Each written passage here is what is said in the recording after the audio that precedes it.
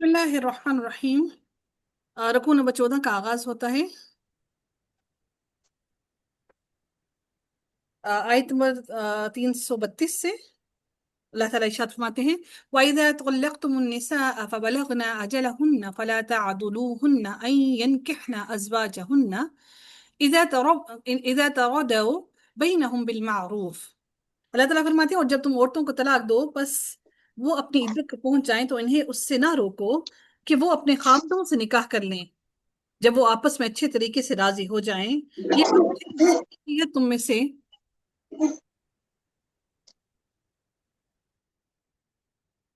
ये बात है जिसकी नसीहत तुम में से उसको की जाती है जो अल्लाह और यौम आखिरत पर ईमान रखता हो। ये तुम्हारे लिए ज्यादा सुथरा और ज्यादा पाकीज़ा है, और अल्लाह जानता है और तुम नहीं जानते। अन यनकिहना अज़वाजहुन्ना, मोकल बिन यसार फरमाते हैं कि मैंने अपनी बहन का निकाह एक शख्स से किया, उसने उसे तलाक दे दी। जब इद्दत गुजर गई तो वो दोबारा निकाह का पैगाम लेकर आया। मैंने उससे कहा, मैंने तुम्हारा निकाह किया, इसे तुम्हारी बीवी बनाया और तुम्हें तुम्हारी इज्जत अफजाई की। यानी कि जो बीवी बेटी दी जाती है ना, ये इज्जत दी जाती है। और बदकिस्मती से वो लोग जो बेटियां लेते हैं, वो लोग अपनी इज्जत, अपने घर की बेटी, अपने अपनी अपने जिस्म का हिस्सा उनको देते हैं। और बदकिस्मती से वो लोग जो बेटियों को लेते हैं, वो बेटियों को लेने के बाद उन्हीं माँ बाप को जलील करते हैं, तजलील करते हैं, उन्हीं की उसी बहन उसी बेटी के भाइयों को जलील करते हैं, रुस्वा करते हैं। जबकि जबकि उसके घर वालों ने इतनी बड़ी इज्जत दी कि अपनी बेटी उनको अता की दी, और बेटी देने के बाद उनको इज्जत दी। तो उन्होंने कहा कि और तुम्हारी इज्जत अफजाई की, मगर तुमने उसे तलाक दे दी। अब तुम फिर उससे निकाह का पैगाम लेकर आए हो। अल्लाह की कसम, वो तुम्हारे पास कभी नहीं आ सकती। इस शख्स में कोई बुराई नहीं थी, और मेरी बहन भी उसके पास जाना चाहती थी, लेकिन मैंने मना कर दिया। तो अल्लाह ताला ने उस वक्त ये आयत नाजिल फरमाई, फला तअदुलूहुन्ना अन यनकिहना अज़वाजहुन्ना, तो उन्हें उससे ना रोको कि वो अपने खामदों से निकाह कर लें। तो मैंने कहा, ए अल्लाह के रसूल, अब मैं निकाह कर दूंगा। अलगर्ज के उन्होंने अपनी बहन का निकाह उस शख्स से कर दिया। अच्छा, अब ये क्या बात हुई कि निकाह तलाक हो रही है, निकाह हो रही है, क्या बात हुई? अगर फॉर एग्जाम्पल किसी इंसान ने बीवी को तलाक दे दी है, एक तलाक दे दी और 3 महीने का वक्त गुजर गया, वो इद्दत शुरू हो गई है, पहली तलाक के फौरन बाद इद्दत शुरू हो गई है, वो 3 माह का टाइम गुजर गया और उसने दूसरी तलाक भी उस शख्स ने नहीं दी है, तो अब वो औरत अगर चाहे तो किसी और से निकाह कर ले, वो उस शख्स से आजाद हो गई है, क्योंकि इद्दत का टाइम गुजर गया है।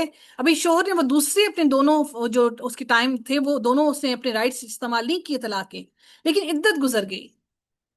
तो अब अगर वो शोहर बीवी से वापस रजू करना चाहता है, तो उसके लिए उस शोहर को अपनी बीवी से दोबारा निकाह करना पड़ेगा, क्योंकि तलाक उसने एक ही दी है, लेकिन इद्दत पूरी हो गई, 3 माह का टाइम पूरा हो गया। अब वो अपनी बीवी से रजू करने के लिए दोबारा से निकाह करेगा, नया हक महर अदा करेगा, और फिर बाप बीवी को अपने पास वापस लौटाएगा। इसलिए कहा गया कि अगर तुम तलाक दे दो और वो बीवी को वापस लाना चाहें, तो ज्यादा हकदार है उनके शोहर कि वो उनकी अपनी बीवियों को वापस लेकर आए, क्योंकि अल्लाह ने फरमाया कि वो ज्यादा हकदार हैं। ये बात है जिसकी नसीहत तुम में से उसको की जाती है जो अल्लाह और यौम आखिरत पर ईमान रखता हो। ये तुम्हारे लिए ज्यादा सुथरा और ज्यादा पाकीज़ा है, क्योंकि बीवी उसी शोहर के पास वापस लौट कर आई, उसकी इज्जत वापस उसी शोहर के पास गई। अल्लाह ने इसलिए कहा, ज़ालिकुम अस्का, ये ज्यादा पाकीज़ा है तुम्हारे लिए, और ज्यादा अच्छा भी है, सुथरा भी है। वल्लाहु यअलमु व अंतुम ला तअलमून, और अल्लाह जानता है, तुम नहीं जानते। इस आयत से मालूम हुआ कि औरत खुद ब खुद अपना निकाह नहीं कर सकती, बल्कि वली की इजाजत जरूरी है। इमाम बुखारी ने भी इस आयत में से यही बात बताया कि रसूलुल्लाह सल्लल्लाहु अलैहि वसल्लम ने फरमाया, कोई औरत किसी औरत का निकाह ना करे, और ना कोई औरत अपना निकाह खुद करे, क्योंकि वो औरत जानिया है जो अपना निकाह खुद करती है। अगर औरत खुद अपना निकाह कर सकती होती, तो औरत के जो वली हैं, उनको कुरान मुखातिब ना करता कि तुम उनको मत रोको। अल्लाह ने क्या कहा यहाँ पर कि उनको मत रोको, इज़ा तरदौ बैनहुम बिल मारूफ। अल्लाह ताला ने क्या कहा कि उन औरतों को मत रोको, अजलहुन्न फला तअदुलूहुन्न अन यनकिहना अज़वाजहुन्न इज़ा तरादौ बैनहुम बिल मारूफ ज़ालिका युअज़ु बिही मन कान मिनकुम युमिनु बिल्लाहि वल यौमिल आखिर। यानी कि अगर मर्दों की बात ना होती बीच में, तो अल्लाह ये ना कहता कि तुम उनको मत रोको। अज़वाजहुन्ना का जो लफ्ज है, इस लफ्ज से जिस तरह वो खामन मुराद है जिनसे पहले निकाह हुआ था, इसी तरह इद्दत गुजरने के बाद अगर वो किसी और शख्स से निकाह करना चाहें तो इस होने वाले खामन से निकाह करने से रोकना भी मना है। ये हुक्म औरतों के वलियों और उसके निकाह में उसकी खुशी का ख्याल रखें, इसलिए दिया गया है ताकि वो औरत की खुशी का ख्याल रखे, जहां वो राजी हो वहां उनका निकाह कर दिया जाए। अगर चाह के अपनी नजर और जगह बेहतर मालूम उनको नजर आती हो, लेकिन फिर भी अगर औरत राजी है तो उसकी रजा को राजी उसकी रजा को उसकी राजी राजी होने को मद्देनजर रखते हुए औरत का निकाह वहां पर कर देना चाहिए। कई कई साल गुजर जाते हैं और वालिदैन राजी नहीं होते, कई कई साल अपनी औलाद को गुनाहों की दलदल में डाले रखते हैं। तो अल्लाह ताला ने वाज़ेह अल्फाज में कह दिया, तो औलाद को गुनाहों की दलदल में ना डालिए। जो अल्लाह ताला ने आपको राइट दिया है, उस राइट का गलत इस्तेमाल ना करें। फिर अल्लाह ताला फरमाते हैं वल वालिदातु युरदिअना औलादहुन्न हौलैनि कामिलैनि लिमन अरादा अन युतिम्म अर्रदाअह।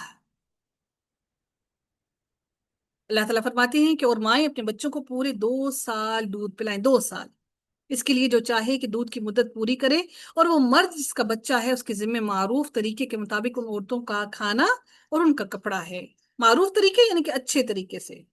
निकाह और तलाक के बाद इस आयत में रज़ात यानी कि बच्चे को दूध पिलाने के मसाइल का बयान है, क्योंकि ऐसा हो सकता है कि एक औरत को तलाक हो जाए या उसके शोहर का इंतकाल हो जाए और उसकी गोद में दूध पीता बच्चा हो। इस सिलसिले में माओ को हुक्म हो रहा है कि वो बच्चे को पूरे 2 साल तक दूध पिलाएं। इससे मालूम हुआ कि बच्चे को दूध पिलाना माँ पर फर्ज है, खसूसन जब बच्चा उसके अलावा किसी दूसरी औरत का दूध पीने के लिए तैयार ना हो, उस सूरत में। इससे दो बातें और भी मालूम हुई। एक ये कि रज़ात की ज्यादा से ज्यादा मुद्दत 2 साल है, लिहाजा इस 2 साल की उम्र के बाद अगर कोई बच्चा किसी औरत को दूध पी ले तो फिर वो रज़ात की हुर्मत में नहीं आता, यानी फिर वो बच्चा रज़ात में नहीं आता, उसके ऊपर रज़ात के अहकामात साबित नहीं होते। उम्मे सलमा बयान करती हैं कि रसूलुल्लाह सल्लल्लाहु अलैहि वसल्लम ने फरमाया, सिर्फ उसी सूरत से हुर्मत रज़ात साबित होगी जो पिस्तान से पीने के जमाने में अंतड़ियों को फाड़े और दूध छुड़ाने की मुद्दत से पहले हो। यानी कि दूध छुड़ाने की जो 2 साल की मुद्दत है उससे पहले की मुद्दत हो, उस सूरत उस वक्त में रज़ात साबित होती है। उम्मुल मोमिनीन आयशा रज़ी अल्लाह ताला अन्हा से भी इसकी हम्मानी हदीस मिलती है।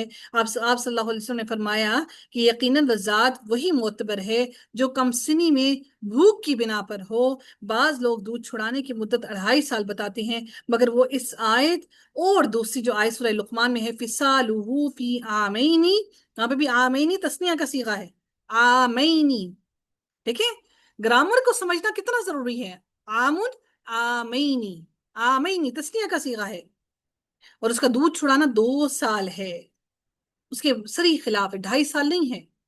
तो जो लोग अपने बच्चों को 2 साल से ज्यादा की मुद्दत का दूध पिलाते हैं वो गुनाहगार हैं, वो गलत कर रहे हैं, अल्लाह के अहकामात की वो गलत तरफ लेकर जा रहे हैं। रसूलुल्लाह सल्लल्लाहु अलैहि वसल्लम ने अबू हुज़ैफा के आजाद करदा गुलाम सालिम को, जिसे उन्होंने बेटों की तरह पाला था, जवान होने पर अबू हुज़ैफा की बीवी का दूध पीकर उनके रज़ाई बेटा बनने की इजाजत दी थी। इसलिए हज़रत आयशा रज़ियल्लाहु ताला अन्हा रज़ात कबीर की कायल थी, मगर दूसरी उम्महातुल मोमिनीन ने उसे उससे खास होने के इम्कान की वजह से तस्लीम नहीं किया। ज्यादा से ज्यादा सालिम रज़ियल्लाहु ताला अन के वाकया की तरह शदीद जरूरत में उसकी इजाजत मुमकिन है। दूसरा मसला ये है कि 2 साल की मुद्दत पूरी करना जरूरी नहीं, इससे पहले भी बच्चे का दूध छुड़ाया जा सकता है। याद रखिएगा, ये सिर्फ एक खास अबू हुजैफा के आजाद करदा गुलाम सालिम के बारे में नबी करीम सल्लल्लाहु अलैहि वसल्लम ने उनके लिए उनको क्योंकि उनको बेटा उसके करने के लिए रज़ात का हुक्म साबित करवाने के लिए उनकी बीवी से उनका दूध पिलवाया, ताकि यानी कि दूध का वो उनको दिया, उनको दूध बच्चे उन्होंने पिया ताकि उनकी रज़ात साबित हो। सिर्फ उनके लिए खास हुआ, आम लोगों के लिए ये खास नहीं है। जो नबी करीम सल्लल्लाहु अलैहि वसल्लम के वक्त में कोई बात खास की गई, वो उस वक्त के लिए खास है। तो आम इंसान के लिए फिर वो बात खास नहीं रहती कि हम भी वो वही चीज अपना लें कि बच्चे को किसी भी उम्र में करवा लें और फिर हम रज़ात का हुक्म साबित करवा लें, ऐसा मुमकिन नहीं है।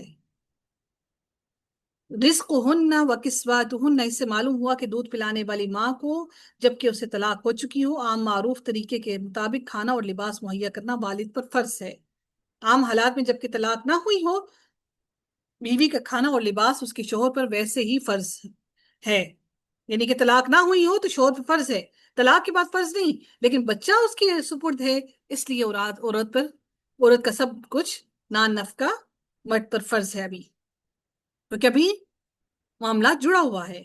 ला तुदारा, ये दौरा से है, बाब मुफाला से, इसका वाहिद मोनस नहीं, हाजिर मजहूल का सीगा है। ला तुदारा वाहिद मजहूल है, ये हाजिर का मोनस का तर्जुमा इसी के मुताबिक किया गया है कि नहीं, यानी कि हाजिर में तर्जुमा क्या किया गया कि मालूम माँ को तकलीफ देना, माँ को तकलीफ ना दी जाए। माँ को तकलीफ देना क्या है कि वो मसलन अपने बच्चे को अपने पास रखना चाहे मगर बाप जबरदस्ती छीन ले, या ये कि उसे दूध पिलाने पर मजबूर करे और वो शोहर उसका खर्चा ना दे। और बाप को तकलीफ देना यह है कि माँ बच्चे का सारा बोझ उस पर डाल दे, या दूध पिलाने से इनकार कर दे, या फिर भारी अखराजात का मुतालबा करे जो बाप की वुसअत से बाहर हो। आयत का दूसरा तर्जमा ये भी हो सकता है कि ना माँ बच्चे की वजह से जरर दरर पहुंचाकर बाप को तकलीफ दे, और ना बाप बच्चे की वजह से माँ को दरर पहुंचाए तकलीफ दे।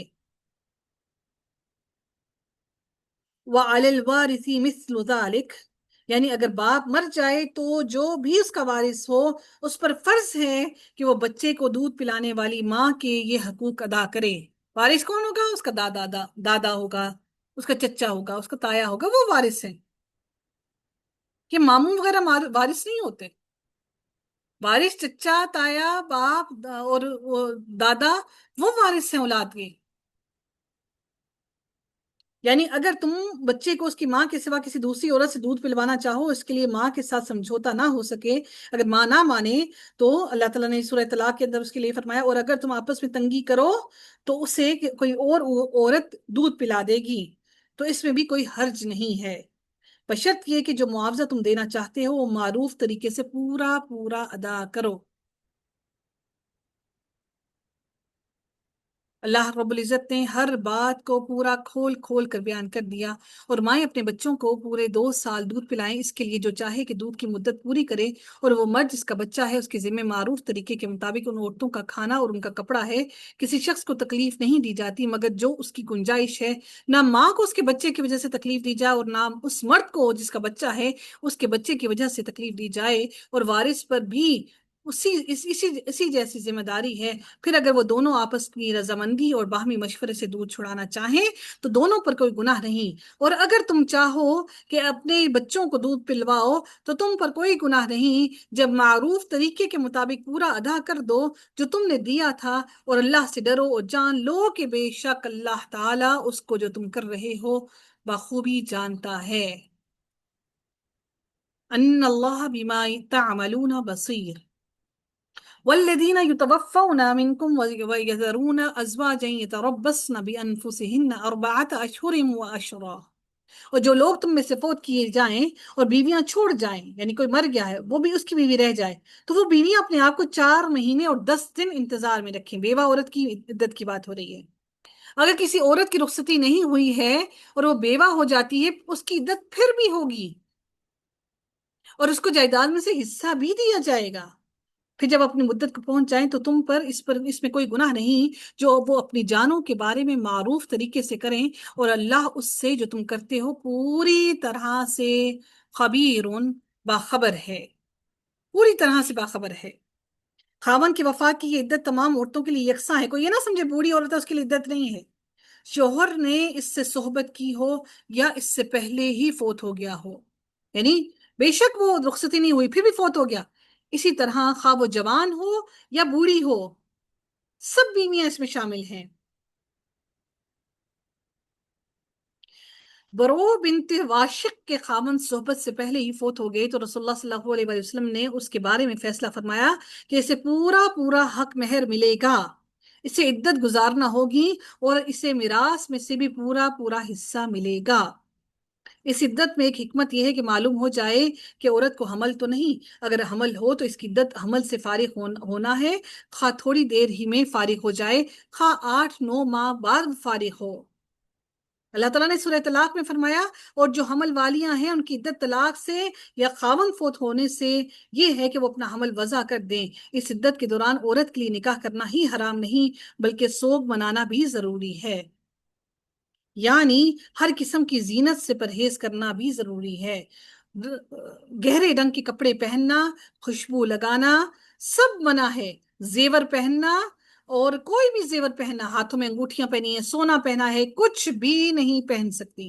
ہلکے رنگ کے کپڑے، کڑھائی والے کپڑے بھی نہیں پہن سکتی، شوخ کلرز بھی نہیں پہن سکتی تاکہ سوگ کا علم ہو۔ حتیٰ کہ رسول اللہ صلی اللہ علیہ وسلم نے ایسی ہی ایک عورت کو آنکھ میں تکلیف کے باوجود بھی سرما ڈالنے کی بھی اجازت نبی اکرم صلی اللہ علیہ وآلہ وسلم نے نہیں دی۔ اتنا سخت ترین حکم ہے عدت کا کہ آنکھ میں تکلیف کے باوجود بھی سرما نہیں ڈال سکی۔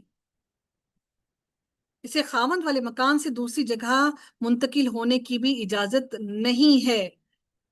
کیا کرتے ہیں لوگ، بھئی شوہر فوت ہو گیا، اس کا جنازہ دوسری جگہ پہ کرنا ہے اور وہاں پہ جا رہے ہیں عدت پوری کرنے کے لیے، اپنے بھائیوں کے گھر چلی گئی ہیں، فلاں کے گھر چلی گئی ہیں۔ اس کی اجازت نہیں ہے، یہ اللہ کی حدود ہیں اور میرے رب نے یہ حکم دیا ہے اس گھر کے اندر رہو تاکہ اپنے شوہر کی رہو، اس کی ابھی اس کی عدت میں ہو، ابھی اس کی امانت ہو۔ اس لیے تم دنیا داری اور دنیا والوں کے لوگوں میں نہیں۔ کیوں وہاں پہ رہنے کا ایک اور حکم کیوں؟ اس گھر کا بیٹا گیا ہے، اس گھر کا بھائی گیا ہے، اس گھر کا فرد گیا ہے۔ جب تم اس گھر سے نکل کر اپنے گھر چلی جاؤ گی، اپنے بھائی کے درمیان، اپنے ماں باپ کے درمیان، اس گھر میں وہ درد اور غم نہیں ہوگا جو اس مرد کے اپنے گھر میں ہوگا۔ تمہیں اس گھر کی ہر چیز میں اپنا شوہر محسوس ہوگا۔ اس لیے حکم نہیں ہے کہ بیوی اپنے شوہر کا گھر عدت کے دوران چھوڑ کر جائے۔ بہت بد نصیب وہ والدین ہوتے ہیں، بہت بد نصیب وہ عورتیں ہوتی ہیں جو اپنے شوہروں کا گھر چھوڑ کر چلی جاتی ہیں، جی ہم اپنے ماں باپ کے گھر عدت پوری کریں گے۔ کیوں؟ آج وہ زیادہ سگے ہو گئے، آج وہ بھائی زیادہ سگے ہو گئے، آج وہ بہنیں زیادہ سگی ہو گئی۔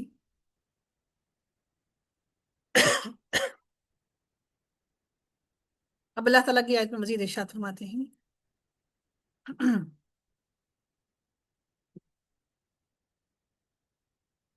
اچھا، اس آیت کا ایک حصہ رہ گیا، فَإِذَا بَلَغْنَ أَجَلَهُنَّ فَلَا جُنَاحَ عَلَيْكُمْ، یعنی عدت گزرنے کے بعد وہ زیب و زینت اختیار کریں یا پھر وہ اپنے ولی کی اجازت سے دوسرا نکاح کریں تو اس میں کوئی حرج نہیں۔ ہندوؤں کے اثرات سے بیوہ کے لیے دوسرے نکاح کو جو برا سمجھا جاتا ہے اور اس میں رکاوٹ ڈالی جاتی ہے، یہ شریعت کی سراسر خلاف ہے، اور ہم سے اس بارے میں سوال کیا جائے گا کہ ہم نے طلاق یافتہ عورت اور بیوہ عورت کا نکاح کیوں نہیں کیا۔ پھر اللہ نے فرمایا وَلَا جُنَاحَ عَلَيْكُمْ فِي مَا عَرَضْتُمْ بِهِ مِنْ خِطْبَةِ النِّسَاءِ أَوْ أَكْنَنْتُمْ فِي أَنفُسِكُمْ، اور تم پر اس بات میں کوئی کچھ گناہ نہیں جس کے ساتھ تم ان عورتوں کے پیغام نکاح کا اشارہ کرو۔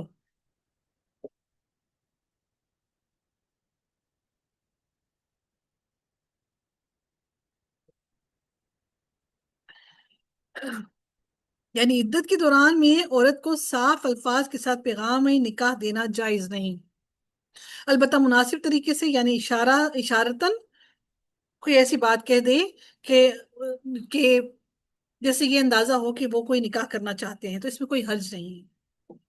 ابن عباس فرماتے ہیں کہ اس سے مراد یہ ہے کہ کوئی شخص یہ کہے کہ میرا شادی کرنے کا ارادہ ہے اور میں چاہتا ہوں کہ اللہ تعالیٰ مجھے کوئی نیک بیوی عطا فرمائے، لیکن یہ حکم اس عورت کا ہے جس کا شوہر فوت ہو گیا ہو یا اسے 3 طلاقیں ہو چکی ہوں، جیسا کہ فاطمہ بنت قیس کو 3 طلاقیں ہو گئیں تو رسول اللہ صلی اللہ علیہ وسلم نے انہیں فرمایا جب تمہاری عدت گزر جائے تو مجھے اطلاع دینا۔ جب انہوں نے عدت گزرنے کی اطلاع دی تو آپ صلی اللہ علیہ وسلم نے فرمایا اسامہ بن زید سے نکاح کر لو، مگر وہ عورت جسے طلاق رجعی دی گئی ہو اس سے دوران عدت میں کسی شخص کا نکاح کے لیے اشارہ سے بات کرنا بھی جائز نہیں ہے، کیونکہ پھر عورت ایک امید کے طور پر پھر اس اپنے شوہر کی طرف واپس رجوع کرے گی نہیں۔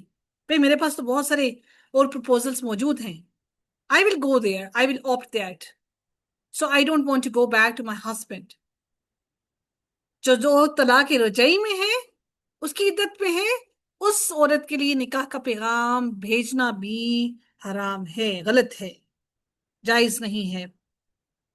یعنی جب تک اور عدت پوری نہ ہو جائے نکاح کی گرہ مت باندھو۔ اس پر تمام آئمہ کا اجماع ہے کہ عدت کے اندر نکاح کرنا درست نہیں ہے۔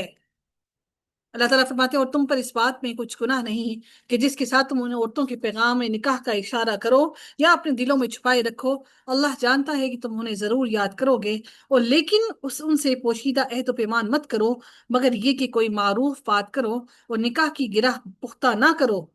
یعنی نکاح کی گرہ، عقدتاً نکاح کی گرہ کو عہد و پیمان نہ کرو یہاں تک کہ لکھا ہوا حکم اپنی مدت کو پہنچ جائے، اور جان لو کہ بے شک اللہ تعالیٰ جانتا ہے جو تمہارے دلوں میں ہے، پس اس سے ڈرو اور جان لو کہ بے شک اللہ تعالیٰ بے حد بخشنے والا اور نہایت بردبار ہے۔ اللہ تعالیٰ ہمیں اپنی حدود پر چلنے والا بنائے اور ان کو قائم رکھنے والا بنائے۔ وآخر دعوانا ان الحمد للہ رب العالمین، صلی اللہ تعالی علی خیر خلقی اجمعین برحمتک یا ارحم الراحمین، سبحانک اللہم وبحمدک نشہد ان لا الہ الا انت نستغفرک ونتوب الیک۔ السلام علیکم ورحمۃ اللہ وبرکاتہ۔